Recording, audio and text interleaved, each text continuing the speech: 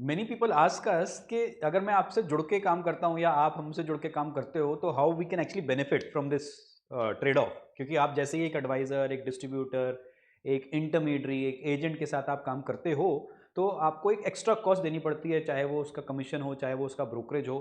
So how do you justify that as a advisor and how do you justify that as a investor कि why I should pay up that 0.51% or whatever be that amount to the advisor, agent, distributor, intermediary, and what value is he or the organization which you are tying up with will bring to the table for the investor as an investor. So I'm going to try and decode that. मैं उसको थोड़ा सा simple भाषा में बताने की कोशिश करता हूँ कि क्यों आप एक एजेंट, एडवाइजर, डिस्ट्रीब्यूटर से जुड़ो और वो आधा 1% जो भी उसका लग रहा है या जो वो ले रहा है कोई अपने प्रोडक्ट्स को डिस्ट्रीब्यूट करने में जो उसका कमीशन आ रहा है वो क्यों आपको देना चाहिए, और क्या अगर आप देते हो तो क्या आप उससे फायदा उठा सकते हो नहीं उठा सकते हो, उसके बारे में हम थोड़ी बहुत चर्चा करते हैं. सो यहाँ पे primarily I am talking about equity based products. मैं इंश्योरेंस बेस्ड प्रोडक्ट्स की नहीं बात कर रहा हूँ, इक्विटी बेस्ड प्रोडक्ट्स की बात कर रहा हूँ. तो एज अ इक्विटी इन्वेस्टर आप अगर एक इक्विटी बेस्ड एडवाइजर से मिलते हो तो इक्विटी में हम लोग जनरली ये चार चीज़ें at a very detail level हम लोग बताते हैं. फर्स्ट इज म्यूचुअल फंड्स जो हम लोग काइंड ऑफ एडवोकेट करते हैं. Second is direct stocks. Third is ETF, exchange traded fund, and fourth is model funds. Now this comes under the managed category, which means कि इसके ऊपर generally एक fund manager होता है और वो आपसे एक फंड मैनेजमेंट चार्ज लेता है जिसको एक्सपेंस रेशियो भी बोल सकते हैं, एसेट मैनेजमेंट चार्जेस भी बोल सकते हैं, एक मतलब एक तरीके से फीस बोल सकते हैं. अब गुड पार्ट इज चाहे ये हो या ये हो, these three products are under the SEBI lens. SEBI lens क्या कहता है, सेबी गाइडलाइन या SEBI security exchange board of India जो रेगुलेटर है वो क्या कहता है, कोई भी मैनेज फंड के लिए आप 2.5% तक ही पैसा ले सकते हो. मतलब एक कैपिंग रख रखी है, एक अपर लिमिट है कि 2.5% से ज़्यादा नहीं ले सकते. तो कहने का मतलब है म्यूचुअल फंड्स में दो टाइप के फंड्स आते हैं, एक डायरेक्ट और एक regular. So direct versus regular mutual fund में क्या अंतर होगा is direct is where you are surpassing bypassing a agent, a distributor, an intermediary, and you are directly buying from the mutual fund house. Regular में you are generally using a distributor, intermediary services in terms of asset allocation, in terms of choosing the funds, in terms of rebalancing exercises, in terms of discussing with him or her or the organization team members कि मेरे को क्या करना चाहिए क्या नहीं करना चाहिए, and उसके लिए आप रेगुलर म्यूचुअल फंड्स करते हो. इन दोनों में कुछ 0.5 to 1% और up to I would say 0.5% to 1% का अंतर आ सकता है. सिमिलरली ETFs में if you go with a discount broker versus a full service broker, there can be a brokerage difference of say up to 0.5%. Some brokers, discount brokers will not charge you anything. Some you can say intermediaries will charge you up to 0.5%, 1%, but overall the cost is 0.5 to 1%. Model funds mein there are few schemes which take 2% annual fees, 1% upfront, 1% after 6 months, and there are few schemes or few funds which take up to 2.5% as well. कहने का ये मतलब ये है कि चाहे आप mutual funds, ETFs, model funds पकड़ लो या इवन डायरेक्ट स्टॉक्स पकड़ लो, यहाँ पे भी ब्रोकरेज लगती है. तो कोई डिस्काउंट ब्रोकर होगा तो ₹0 ले लेगा या फ्लैट ₹20, ₹10, ₹30, ₹5 जो भी उसकी वो है लिस्टिंग ऑफर है वो ले लेगा. नहीं तो एक फुल सर्विस ब्रोकर से 0.5% फीस ले लेगा. फीस तो क्या है मतलब ब्रोकरेज है. सो नेट नेट जो हमने ये देखा ये पूरा इस पूरे उसमें आप देखते हो कि ये चारों फंड्स जब आप लेते हो ये अपने एसेट एलोकेशन में इसका हिस्सा बनाते हो तो you and up incurring a cost of 0.5 to 1% in terms of brokerage, in terms of extra cost than what you would have done it by yourself, जो हम कहते हैं DIY. अगर आप एक do it your self investor हो तो शायद आपके 0.5 to 1% बच रहे होंगे और बच जाएंगे. और इसी को बहुत सारे यू कैन से मैथमेटिशियंस कह लो, रिसर्चर्स कह लो, यूट्यूबर्स कह लो, वेल विशर्स कह लो, ये लोग हमारे को क्या समझाते हैं एज ए इन्वेस्टर इज कि if this is compounded for the next 10, 15, 20-30 years then it can become a huge difference. So मैं आपको अगर थोड़ा सा इन कॉन्टेक्स्ट समझाने की कोशिश करूं, let me just put it here.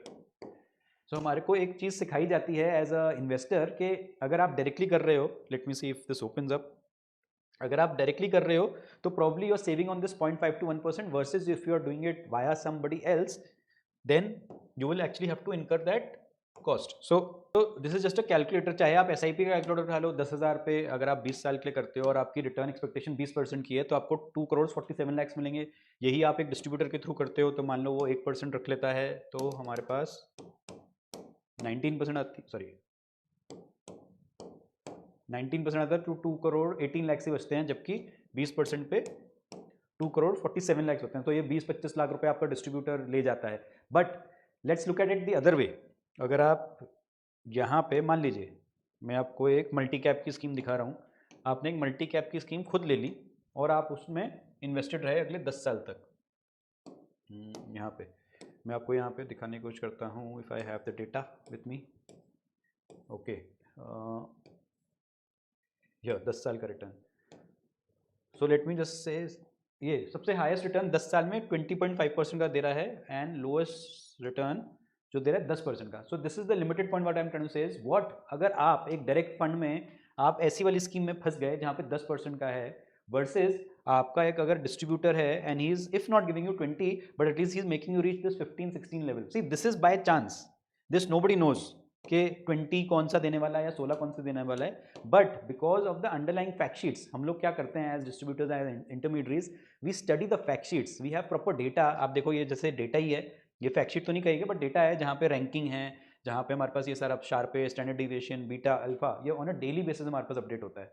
Similarly on the stock side of things यहाँ पे आप देखोगे ये पूरा सेक्टर वाइज हमारे पास पूरा डेटा आता है, चाहे ऑटोमोबाइल का डेटा उठा लो, प्रोजेक्टेड वैल्यूज उठा लो, so proper research driven data है। तो यहाँ पे कहने का मतलब है कि अगर आप एक एसीसी वर्सेस अंबुजा सीमेंट अगर आप लेना चाहते हो, एक में प्रोजेक्टेड अपसाइड है 29%, एक में है 41%। Now we are not telling, we are not predicting कि इसमें एसीसी लोगे तो 41% ही आएगा और अंबुजा सीमेंट लोगे तो 29% ही आएगा, but as per research the chances of ACC performing better than Ambuja cement is higher. So यहाँ पे आप देखो कि 10% का अल्फा यहाँ पे भी बन रहा है।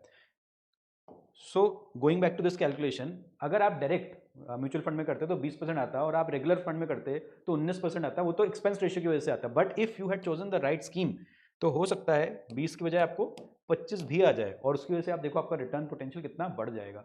There is always a counter argument के हो सकता है वैसा वर्सा भी हो जाए जो आपकी, but what we are trying to tell you is कि there is always a research backed you can say data, जहाँ पे अगर कोई म्यूचुअल फंड अच्छा नहीं कर रहा है तो उसमें चेंजेस हो जाएंगे, अगर कोई स्टॉक अच्छा नहीं कर रहा है तो उसमें चेंजेस हो जाएंगे। We made several videos on how we choose mutual funds, how we select stocks. यहाँ पे just it is just a sample which I am trying to tell you कि यहाँ से आप देखो पूरा टाइप्स ऑफ म्यूचुअल फंड्स, इतने सारे म्यूचुअल फंड्स की कैटेगरी है, 37 categories to be precise, and हर एक कैटेगरी में इतने सारे फंड्स हैं। आप ETFs उठा के देख लो, यहाँ पे ETFs में आप देखो यहाँ पे अगेन जस्ट बाय सेइंग कि ETFs में how can we do value add, आप यहाँ पे देखो तो यहाँ पे डेटा दिखाएगा कि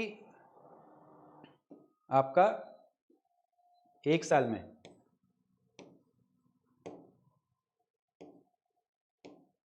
यहाँ पे ये देखो एक साल में आपको 93% का रिटर्न भी आ रहा है और एक ही साल में आपको 6% का रिटर्न भी आ रहा है।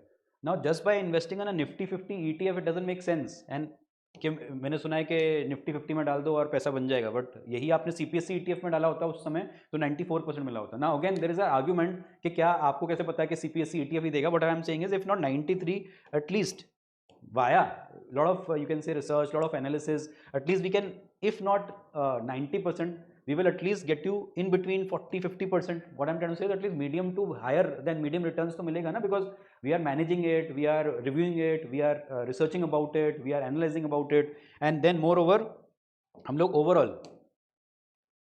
asset allocation जो आप मतलब from a standpoint of view के is this justified or not, इसमें asset allocation आ जाता है कि कितना पैसा कौन से स्कीम में, कौन से स्टॉक में, कौन से म्यूचुअल फंड में, कौन से मॉडल फंड में डालें। अगर स्टॉक का बात करो तो we follow example 4:3:2:1 formula which mean 40%, 30%, 20% and 10%। Now this can be divided into large cap, mid cap, small cap and micro cap. Similarly, depending on the market conditions, this can also be opposite. यहाँ पे mid cap आ सकता है, यहाँ पे small cap आ सकता है, यहाँ large cap आ सकता है और यहाँ पे माइक्रो आ सकता है। Similarly, at a given point of time, यहाँ पे स्मॉल कैप आ सकता है, यहाँ लार्ज कैप आ सकता है, यहाँ माइक्रो आ सकता है और यहाँ पे मिड कैप आ सकता है। Now what I'm trying to put across is such kind of asset allocations at what juncture to do, at what moment, 3 महीने बाद, 6 महीने बाद, साल, आप 10 साल के इन्वेस्टर हो, you cannot be stuck at one place, you'll have to do movements, you'll have to do rebalancing, and that is what exactly we bring to the table as intermediaries। और उसी के लिए आप ये मान सकते हो कि ये एक्स्ट्रा कॉस्ट आपको देनी पड़ती है, उसके अगेंस्ट ये सारी की सारी वैल्यूज मिलती हैं, सारी के सारा अल्फा क्रिएशन मिलता है। गारंटी किसी चीज़ की नहीं होती है, but what we are trying to say is the probability is much much higher. इसमें एक चीज़ जो हम लोग हमारे हिसाब से एज ए इन्वेस्टर अगर सोचें, हमारे को ये समझ में आती है कि जब आप एक इंटरमीडिएट के साथ जुड़ते हो तो आपकी डाउन साइड तो आपको पता है कि आधा 1% एक्स्ट्रा कॉस्ट मेरी लगने वाली है, तो ये मेरा लॉस है, बट आपको प्रॉफिट का नहीं पता। जैसे कि मैंने आपको इस कैलकुलेटर में दिखाने की कोशिश करी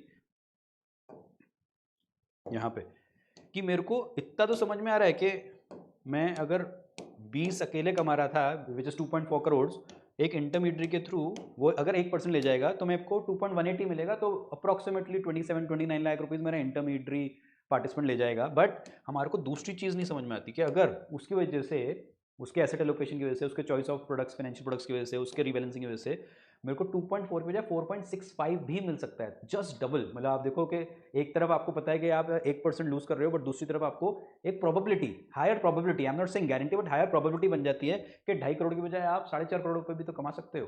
and that is what exactly you as an investor need to think about. So if you think it this was justified explanation, आप लोग like comment कर सकते हो। in case if you didn't feel, आप तब भी like और dislike और एक तरीके से comment आप तब भी डाल सकते हो। do spread this word across so that maximum people understand how this industry works, how intermediaries work, what they do for you, and how it can help the you can say people who do not have a kit। हम लोग उसको kit बोलते हैं, KIT, जिनको knowledge नहीं है, जिनका interest नहीं है और जिनके पास टाइम नहीं है। So in case if you don't have a kit, it's time to call the given below numbers. Thank you so much. जय हिंद।